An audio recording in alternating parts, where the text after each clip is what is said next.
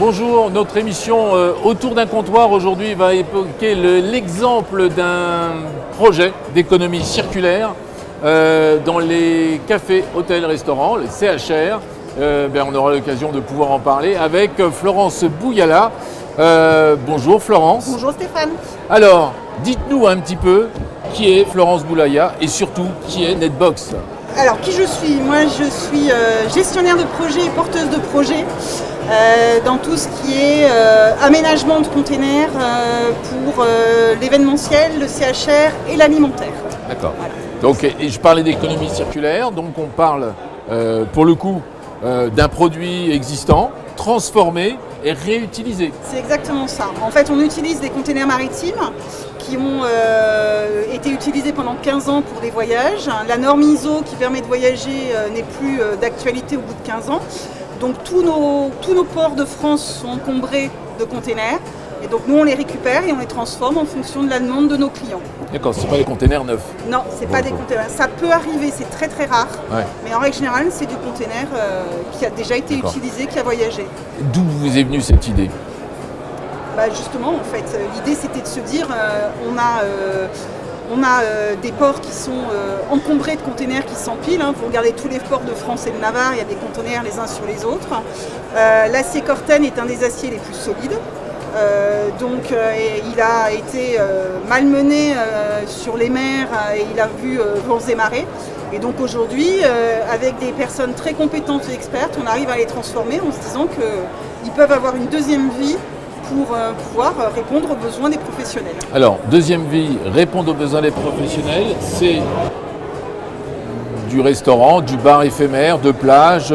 C'est exactement ça. En fait, on parle éco-responsabilité, on parle développement durable. Il y a une facilité de livraison, une facilité de pose, de dépose. Ça correspond à la loi littorale qui demande qu'il y ait de l'éphémère et qu'on puisse l'enlever très rapidement. Ça répond aussi aux demandes de camping, par exemple, d'hôtellerie de plein air. D'accord.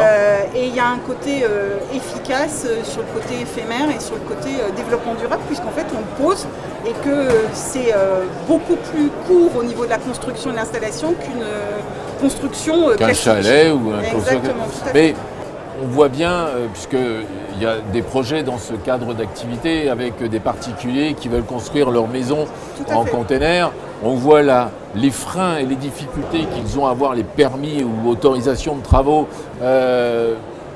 Pourquoi? Parce qu'en fait, là on parle d'économie circulaire, c'est de pouvoir réutiliser les containers. Pourquoi il y a autant de freins?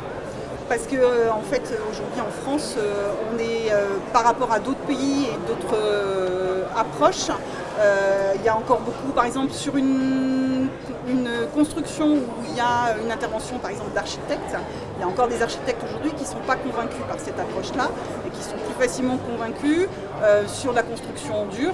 Le côté modulaire et hors site est encore quelque chose qui est, en France en tout cas, un barrage pour certains. D'accord. L'idée de durée d'une conception d'un container comme celui que vous avez sur Comptoir Pro en temps. Vous avez le container brut, là, il faut le remettre en forme, en tout cas le réadapter. C'est combien de temps? Là, celui qui est sur Comptoir Pro, il a été fait en moins d'un mois. Moins d'un mois. Ouais, c'est-à-dire qu'aujourd'hui, sur celui qu'on a mis à disposition à Comptoir Pro, sur Comptoir Pro, il y a une découpe, il y a d'électricité en 220.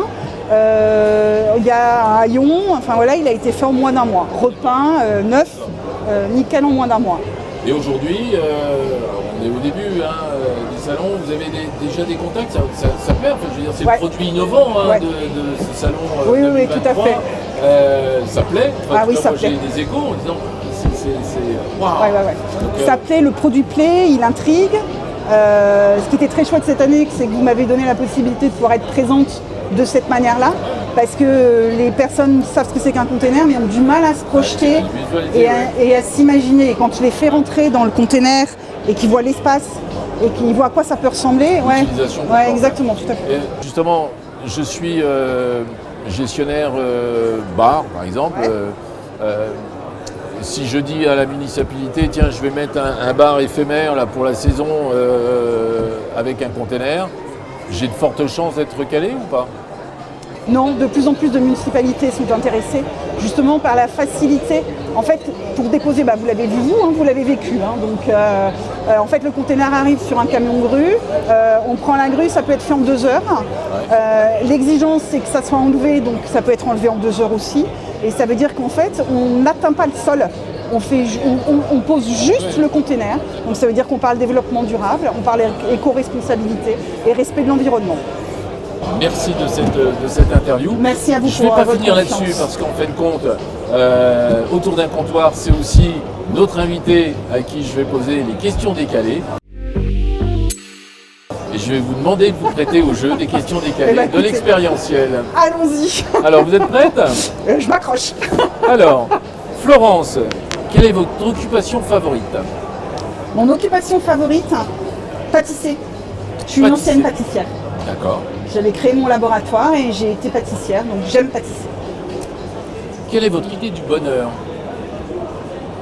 À cet instant. Moment L'instant présent. Qu'est-ce qui vous fait peur? L'instant présent aussi parfois. Qu'est-ce qui vous met de bonne humeur? La convivialité. Vous êtes plutôt sucré ou salé? Sucré. Alors on est autour d'un comptoir, plutôt alcool ou sans alcool? Non, alcool. Alcool.